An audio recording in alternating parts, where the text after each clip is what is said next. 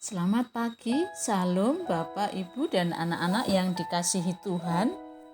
Bersyukur pada Tuhan kalau pagi ini kita masih diberi kesehatan dan umur panjang, bisa bertemu baik secara online maupun onsite.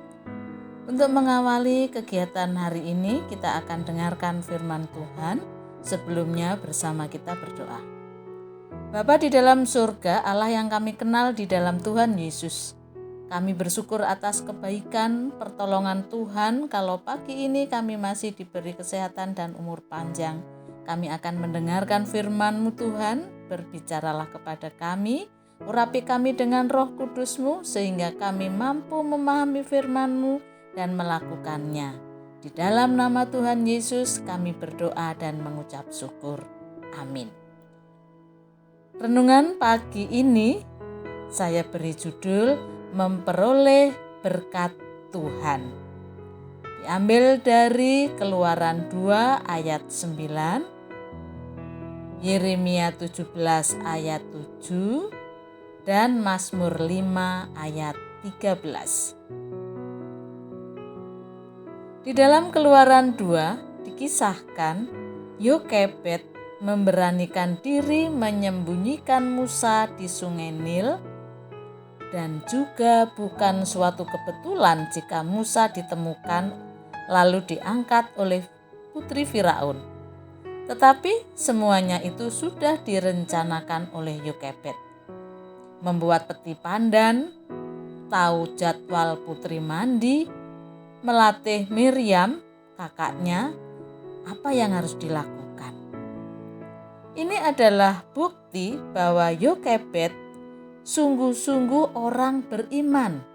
Secara akal, hal ini mustahil jika dilakukan oleh seorang ibu rumah tangga biasa.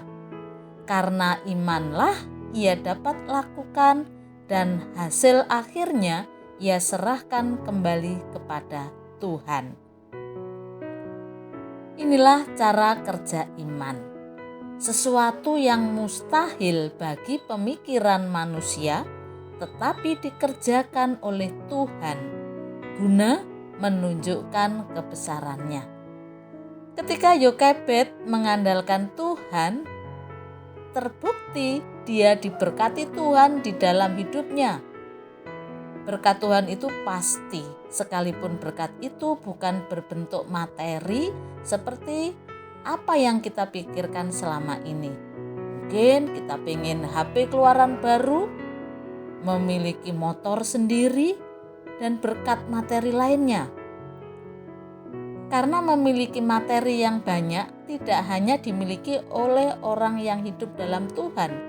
Orang-orang yang tidak mengenal dan tidak percaya kepada Tuhan pun dapat memilikinya dengan cara bekerja keras. Namun, bisa dipastikan bahwa orang yang hidup di luar Tuhan mampu membeli tempat tidur tetapi bukan tidur yang nyenyak. Mampu membeli makanan enak tetapi bukanlah selera makan. Mampu membeli buku-buku tetapi bukan kepandaian.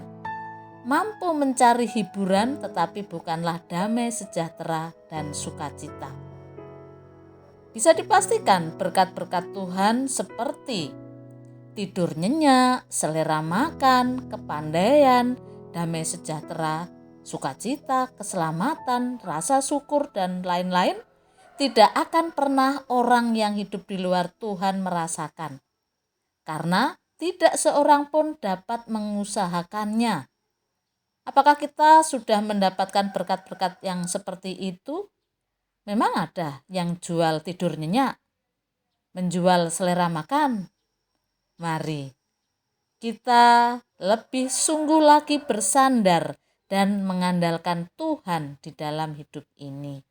Karena Tuhan yang kita sembah, Tuhan yang tidak berubah, Tuhan yang dahulu memberkati Yokebed, sekarang pun sanggup memberkati kita. Mari andalkan Tuhan, melangkah dalam kepastian dan akan memperoleh hasil akhir yang luar biasa. Mampu merasakan berkatnya, sekalipun kadang bukan berupa materi. Anak-anakku yang dikasihi Tuhan, mari kita tutup renungan pagi ini dengan berdoa. Tuhan Yesus, terima kasih untuk firman-Mu, ajar kami terus dapat mengandalkan Engkau dan melangkah dalam kepastian karena Engkau sumber berkat. Kami menyerahkan juga untuk orang tua dan Bapak Ibu guru kami ke dalam tangan Tuhan. Apapun yang mereka kerjakan, buat Tuhan berhasil. Pagi ini kami akan memulai belajar, mampukan kami dapat mengikuti dengan baik dan kami tidak merasa bosan di dalam terus mengikuti pembelajaran baik secara online maupun offline.